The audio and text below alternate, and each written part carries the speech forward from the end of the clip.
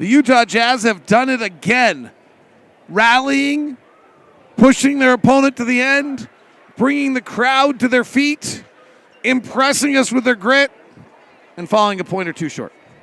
We're talking about it next on POSTCAST. David Locke along with Ron Boone as the Utah Jazz lose to the Los Angeles Lakers 135-133 in overtime tonight.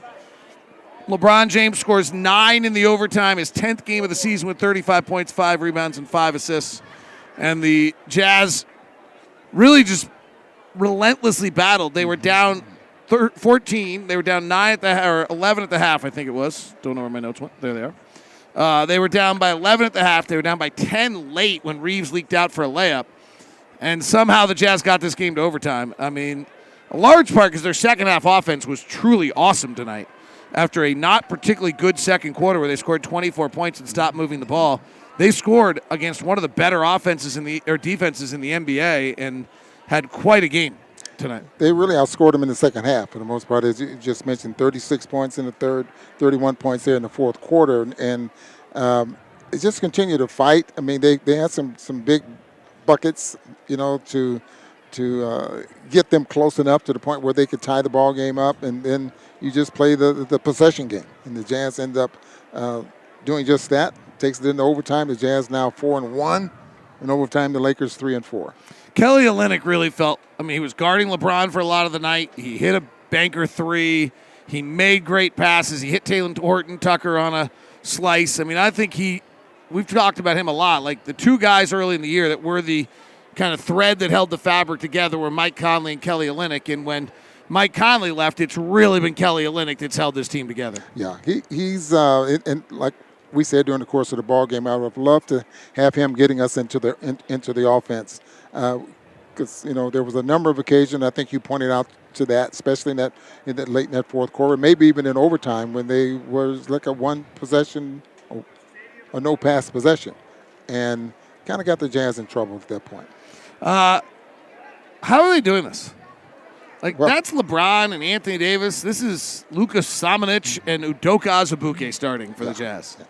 How are they doing this? You got to talk to Will and let Will tell us exactly what he thinks of the different lineups he's putting out there on the floor that hang in there, and what does he see that not only because you want to get certain players a certain amount of playing time and certain amount of playing time in crucial minutes out there on the floor, but you also want to be competitive and obviously win the basketball game. So I'd like to see what he sees, during the course of a basketball game, especially a game like this, that could keep Jazz competitive, keep them giving themselves a chance to win.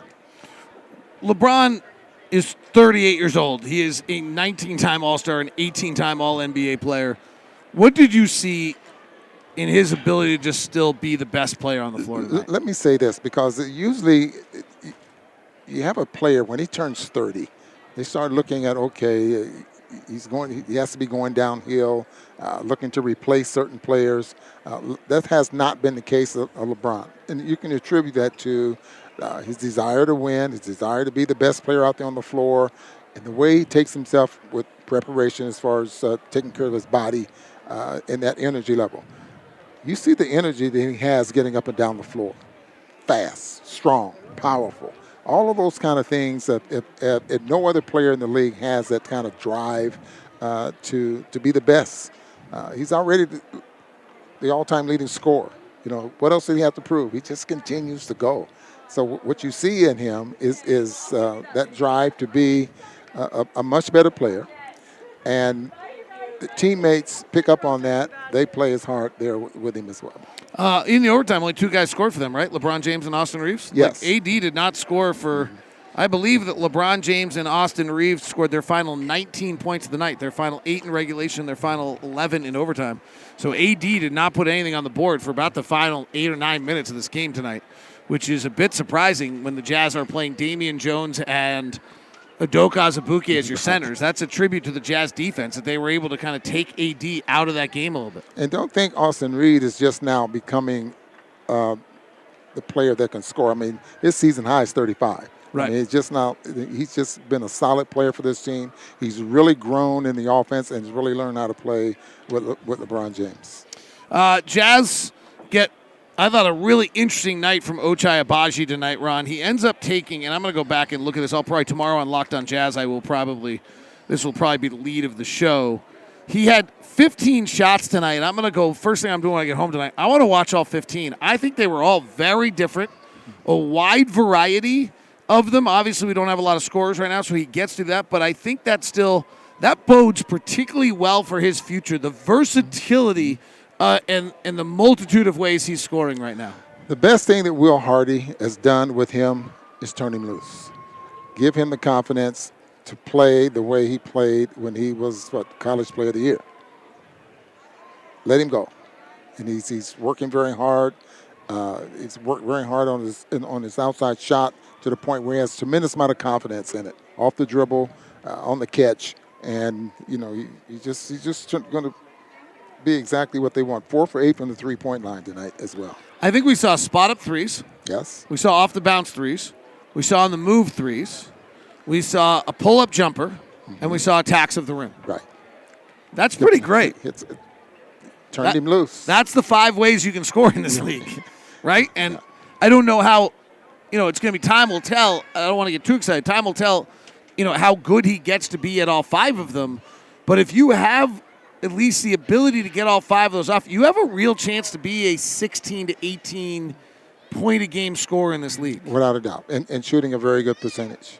And then if you can start to learn how to go to the free throw line 5 or 6 times a night, then you're a 20 to 22 to 24 point game. And that's going to be the key. That's what take him over that 15, 16 points a ball game, because by being able to get to the free throw line. Jazz, final numbers tonight, shooting. I'm just kind of blown away. 52% shooting, 46% from 3. I mean, they definitely had a make it night.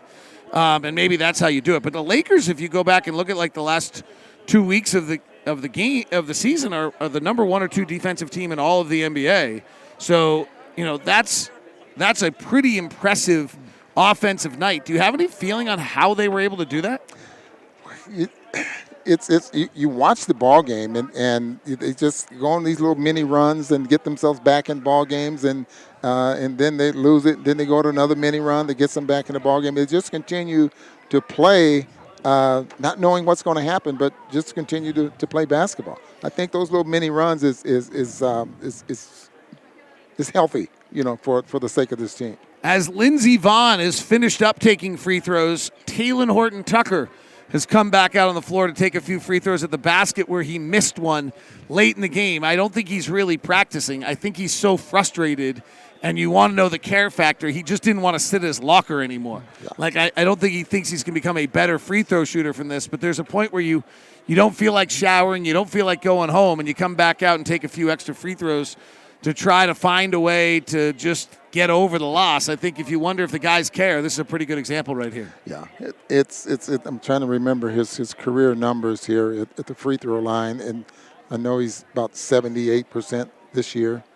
Took the most free throws he's ever taken in his career tonight. Yeah, those crucial free throws, though. I mean, split one. Yeah, those are the ones. And then Damian Jones stepped up, knocked them right down. That's crazy. 2 of 6 in his career in final 2 minutes of a game with a free throw, and he hits them both. All right, Ron Boone. Lacey says, Point Kelly and THT ? I wanted to give one to Damian all night. I think Ochai too. It's like picking a favorite child, she says. I like, for sure, Kelly Olynyk. He finished with 23 points, 7 rebounds, 7 assists tonight. He also had to defend LeBron. Yeah. Ochai Agbaji tonight, 22 points, 7 of 15 shooting, 4 of 8 from 3, 4 of 4 from the free throw line, 4 rebounds, 3 assists, 38 minutes of play, and 22. I think I would agree. The Damian Jones... Oh, yeah, that was huge. He went 5 of 5 from the field, 3 of 3 from 3, hit 2 clutch free throws, had 8 rebounds, scored 16 points. Anthony Davis, I do not think scored after he came in the game. I'm going Damian Jones with my second star as much as I love Ochai. I think that was a special night by Damian Jones tonight. All right, Jazz and the Thunder Thursday, and then the Nuggets, who lost to the Rockets tonight, on Saturday. Nice call also. Someone said star for Doc Anderson tonight. And AD's, by the way, 2 missed free throws right at the end, at Doc's end with the rubber chickens. Maybe that was a little something being bestowed from above. All right, Jazz fall tonight, but it was super fun, and this whole season's been super fun. Have a great one. Thanks.